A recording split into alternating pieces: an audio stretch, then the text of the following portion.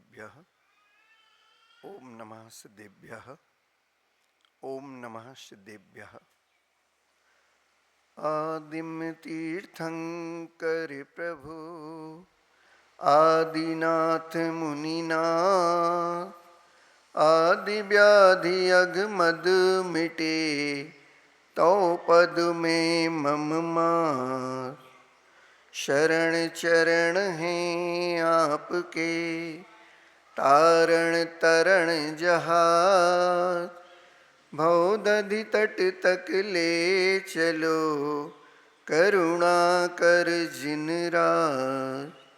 देवादिदेव श्री आदिनाथ भगवान की, देवादिदेव श्री अजितनाथ भगवान की, संत श्रोमणी आचार्य भगवंत गुरुदेव विद्यासागर महामुनिराज की, वात्सल्य मूर्ति ज्येष्ठ मुनिराज श्री ब्रह्म सागर मुनि महाराज की, पूज्य मुनिवर श्री निर्मल सागर जी, निसर्ग सागर जी, श्रवण सागर मुनि महाराज की, पूज्य मुनि संघ की।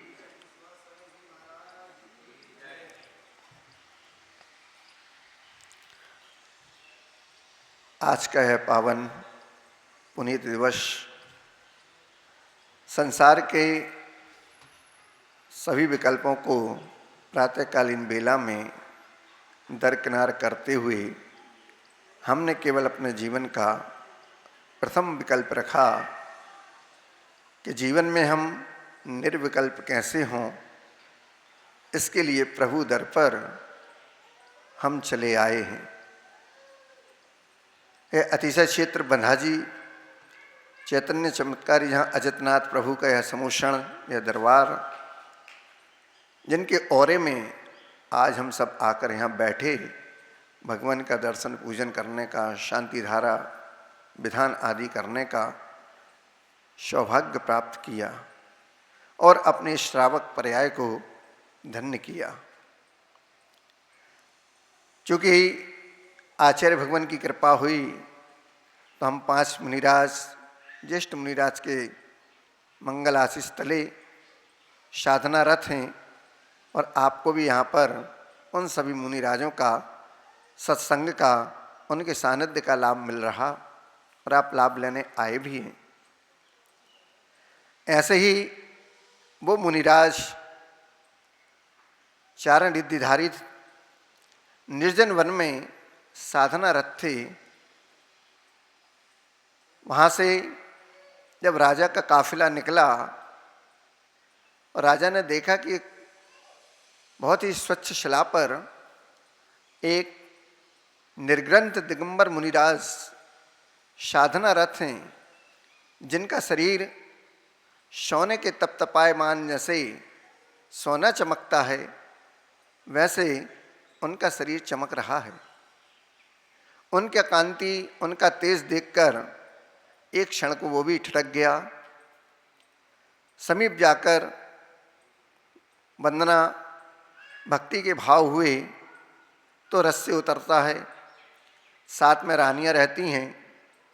अपने पादत्राण को वहीं छोड़ते हुए नंगे पैर के चलते हुए और मुनिराज के समीप पहुंचता है। रानियों सहित उन मुनिराज की वह वंदना भक्ति पूजन करता है, प्रदक्षिणा देता है और नमोस्तु करके वहाँ पर बैठ जाता है। मुनि महाराज की उस सौम मुद्रा को देखकर बहुत ही भाव विभोर होता हुआ, प्रफुल्लित होता हुआ उत्साह के साथ हाथ जोड़ता है और मुनिराज के श्री चरणों में बैठकर उनसे कुछ निवेदन करता है। वह राजन कहता है, हे भगवान, जीवन में आत्मा सुखी कैसे हो? आत्मा निराकुल, शांत और सुखी कैसे हो सकता है? हे भगवान, हमको रास्ता बताएं। मंदिर में मैं रोज जाता हूँ, भगवान की पूजन, दर्शन, अभिषेक सब कुछ करता हूँ, पर मुझे भगवान ने कोई जवाब नहीं दिया। भगवान ने क्यों जवाब नहीं दिया?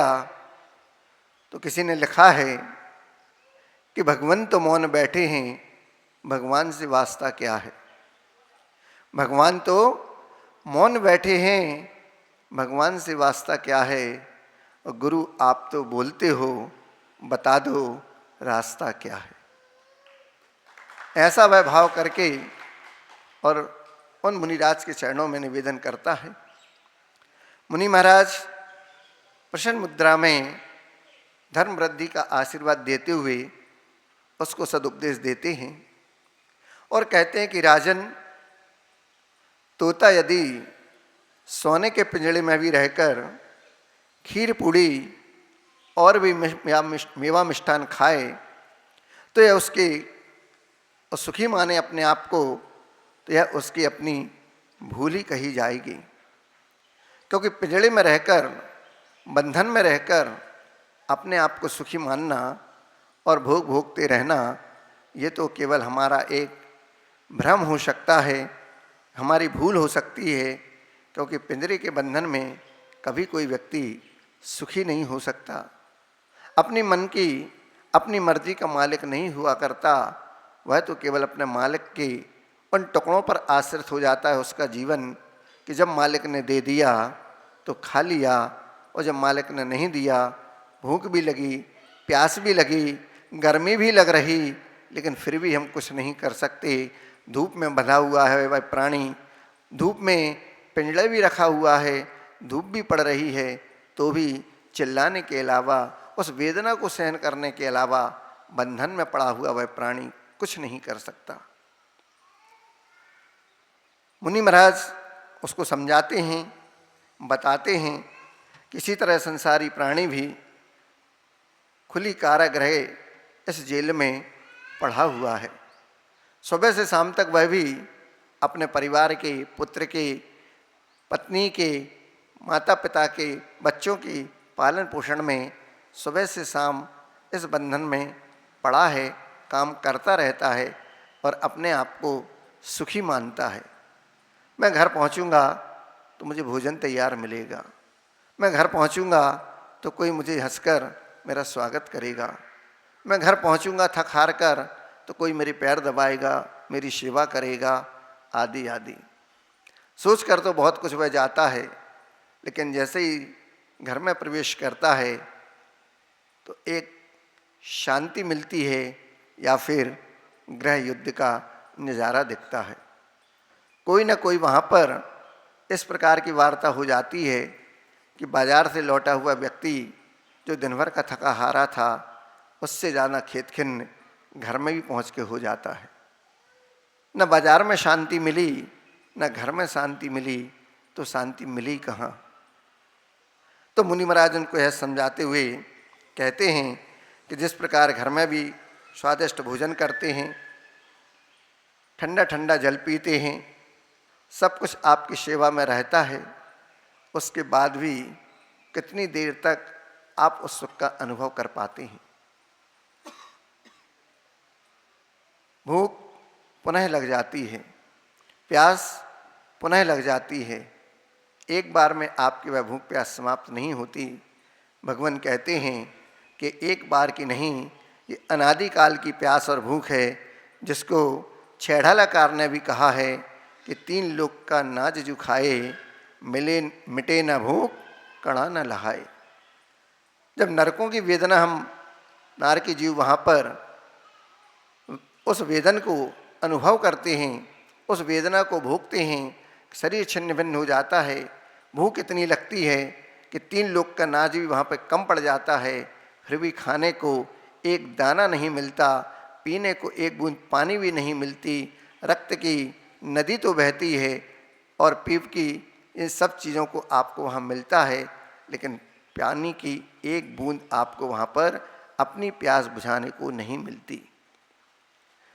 ऐसे अनादिकाल के भूख प्यास आदि जो दोष लगे हुए हैं, इनसे भी हमारी शांति नहीं मिलती और भूख भी नहीं मिटती। हम एक समय के बाद दूसरे समय में इस प्रकार करते करते अनंत समय बीत गया, लेकिन अनेक तरह के विषय सुख हमने भोगे, असंख्य वर्ष भी भोगे, लेकिन फिर भी उनकी तृप्ति हमें प्राप्त नहीं हुई। भूख प्यास इंद्रियां, इन सब विषय भोगों की लालसा और अधिक बढ़ती जाती है। जिस प्रकार तृष्णा की खाई खूब भरी पर रिक्त रही वह रिक्त रही। हम पूजन में पढ़ते भी हैं और कार्य भी करते जाते हैं। कभी इन सबसे ऊपर उठने का हमने प्रयास और पुरुषार्थ ही नहीं किया, तभी तो आके हमारी इस प्रकार की यह वेदना दिनों दिन बढ़ती जाती है। मुनिराज ने जब इस प्रकार की वार्ता, इस प्रकार का उपदेश उस राजन को दिया तो राजन को कुछ आत्मग्लानि भी हुई और अपने इन विषय भोगों को भोगते भोगते इतना समय व्यतीत हो गया। अब उन्होंने उन मुनिराज के उपदेश को ग्रहण करके अपने जीवन में कुछ व्रत नियम संयम को ग्रहण किया और उसके बाद पुनः दूसरा प्रश्न करते हुए कहते हैं कि भगवान, मैं आपसे पूछना चाहता हूँ कि शांति का मार्ग तो आपने बता दिया कि इन विषय सुखों को छोड़कर जन्म मरण के छूटने का उपाय इन सबसे केवल एक ही है और उसका उपदेश है कि आप केवल जीवन में 6 आवश्यक को धारण करें। श्रावक का प्रथम कर्तव्य जो अभी आपने सुना था कि देव पूजा गुरुपास्ति स्वाध्याय संयमस्तपः दानम चेति सद गृहस्थाणाम षट कर्माणि दिने दिने। प्रतिदिन एक सदग्रस्त के 6 आवश्यक हुआ करते हैं और उन सब में भी गुरुओं ने कृपा और करुणा करके कह दिया कि समय नहीं मिलता है, 6 भी नहीं कर सकते हो तो कम से कम 2 तो मुख्य रूप से आप किया करो। दान और पूजा, ये 2 श्रावक के मुख्य कर्तव्य उन्होंने बता दिए। चारों प्रकार के दान, भगवान की पूजन भक्ति, स्वाध्याय तप, व्रत नियम संयम आदि अपने जीवन में ग्रहण करेंगे तो हम भी एक दिन भगवान के समान भगवान बन जाएंगे। जैन धर्म ये हमें सिखलाता है, क्योंकि यहाँ व्यक्ति विशेष की पूजा नहीं हुआ करती है, यहाँ पर तो केवल गुणों की पूजा हुआ करती है और गुणी जनों का ही गुणानुवाद हुआ करता है। राजन ने मुनिराज का उपदेश सुना और उनके सदुपदेश को ग्रहण करके पुनः उस जन्म मरण से छूटने का जब उपाय उनको मिला तो पुनः दूसरा प्रश्न करते हैं कि भगवान, मेरे पूर्व भाव में मैं अपने माता पिता से बिछड़ गया था। ऐसा क्या कारण था कि मुझे अपने माता पिता से बिछोए हो गया? चूँकि मुनि महाराज कुछ अवधि ज्ञान को जानते थे, अवधि ज्ञानी थे और उन्होंने उस राजन की वेदना को सुना और मुस्कुराते हुए कहा कि राजन, जब पूर्व अवस्था में आप अपने मित्रों के साथ घर से बाहर बगीचे में खेल रहे थे, गर्मी का समय था, बहुत अच्छी हरी घास थी, वन उपवन था, बड़े बड़े पेड़ थे, शीतल हवा बह रही थी, तभी वहाँ पर एक राजहंस का जोड़ा आया था और उसके साथ उसके बच्चे भी थे। वह राजहंस अटखेलियाँ करता हुआ सरोवर के किनारे वहाँ पर था। उस सरोवर के पास में उसके बच्चे खेल रहे थे कि आप वहाँ पर जाए और वहाँ पर जाकर आपने उस राजहंस के बच्चे को अपने पास उठाकर ले आए और महल में लाकर पिंजड़ी में कैद कर दिया। राजहंस के पक्षी को आपने खेल खेल में पकड़ लिया और अपने मनोरंजन के लिए उसको लाकर घर में पिंजड़ी में रख दिया। अब इस बात को माता पिता को तो पता नहीं था। 1-2 दिन बाद मालूम पड़ा कि बेटा किसी पक्षी को लेकर आ गया है और पिंजड़े में आकर उसको बंद कर दिया। अब बच्चे को ना पाकर उसके माता पिता बहुत दुखी हो रहे थे। अब उनके वियोग में वह भी दुखी थे। जब माता पिता को यह बात मालूम पड़ी तो उन्होंने आकर देखा तो बच्चा वहाँ पिंजड़े में बंद पक्षी के साथ खेल रहा था। तो बच्चा तो प्रसन्न हो रहा था, लेकिन पक्षी उदास था। वो पिंजड़े में बंद नहीं रहना चाहता था, क्योंकि पिंजड़े में बंद होने पर मैं अपनी आज़ादी, अपनी स्वतंत्रता खो चुका हूँ। अब मालिक के भरोसे ही मेरा जीवन चलेगा, ऐसा वह सोच रहा था। इधर उसके माता पिता अपने बच्चे के वियोग में दुखी हो रहे थे। आज हमारे पास भी, हमारे साथ भी यह घटना होती है। लोग आते हैं और कहते हैं महाराज हमारे बच्चे को समझा दीजिए, हमारा बच्चा हमारी बात नहीं मानता, हमारा बच्चा जिद्दी हो गया है, अपने मन की करता है, अपनी मनमर्जी का मालिक बना रहता है। मैं कैसे इस बच्चे को संस्कारित करूं, कैसे इसको समाज में अच्छे से रहने का तरीका बताऊं ताकि ये समाज में भी अपना नाम, माता पिता का नाम रोशन कर सके। पढ़ाई में मन नहीं लगता, आदि आदि कई प्रकार के लोग आते और अपनी वेदना को बच्चों के सामने भी कह जाते और बच्चों के बगैर भी कह जाते, बाद में बच्चों को भी लाते, महाराज आशीर्वाद दीजिए। बच्चा जब जन्म लेता है उसके बाद तो आप लेके नहीं आए, शुरू से संस्कार नहीं दिए, और जब बच्चा आपके हाथ से निकल गया, बिगड़ गया, 20 साल 25 साल का हो गया, तब लाके महाराज के चरणों में रखते हैं कि महाराज हमारे बच्चे को अब आप संस्कारित कर दीजिए, कुछ इनके लिए अच्छा इनका जीवन बने, ऐसा मंगल आशीर्वाद दे दीजिए। साधु तो बैठा ही हुआ सबका मंगल करने के लिए, सबका मंगल ही सोचता है, पर ये बताएं कि बच्चा आपका और हम कैसे संस्कार दें। शुरू से लाते तो हो सकता है इस उम्र तक पहुँचते पहुँचते वो भी इसी मंच पर आकर हमारे साथ बैठ जाता, हमारे ऊपर भी हमारे ज्येष्ठ मुनिराज जैसे बड़ा कोई महाराज बन जाता।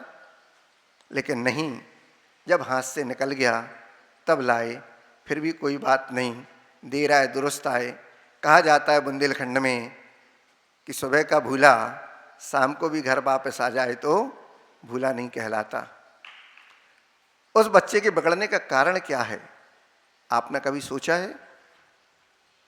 बच्चे के बिगड़ने के मुख्य रूप से कुछ 2-3 बिंदु हैं। चूँकि आपका समय भी हो रहा है, मैं जल्दी उनको रखता हूँ। सबसे पहला कारण तो जो मालूम पड़ता है कि बच्चों की गलत संगति होती है। हम बढ़ती उम्र में उनके गलत कार्यों के लिए ना तो हम रोकते हैं और ना उनके बचपन में उनकी गलतियों के लिए उनके लिए रोका जाना और उस पर उनका प्रतिबंध लगाना, दोनों काम ही नहीं करते। हाथ में पैसा दे दिया जाता है और उनको समय का भी कोई बंधन नहीं रहता, कभी भी चले जाएं, कभी भी आ जाएं, कोई पूछने वाला नहीं होता। तो इनका सबसे मुख्य कारण होता है सबसे पहला गलत संगति का, जिसमें उन्हें अच्छे बुरे का भेद का भी पता नहीं होता और आपके द्वारा उसका ज्ञान भी नहीं दिया जाना। दूसरा होता है वह माहौल, जो आपका परिवार भी हो सकता है, सामाजिक परिवेश भी हो सकता है, जहाँ का माहौल लड़ाई झगड़े का हो, राग द्वेष का हो, एक दूसरे पर कटाक्ष करने या मारने का भाव होता हो। ऐसे दोस्तों के साथ भी अगर वो रहते हैं, ऐसे माहौल में अगर वो रहते हैं, तो भी जैसा देखा वैसा ही वो करते हैं, तो सबसे बुरा प्रभाव उस माहौल का भी उनके ऊपर पड़ा करता है।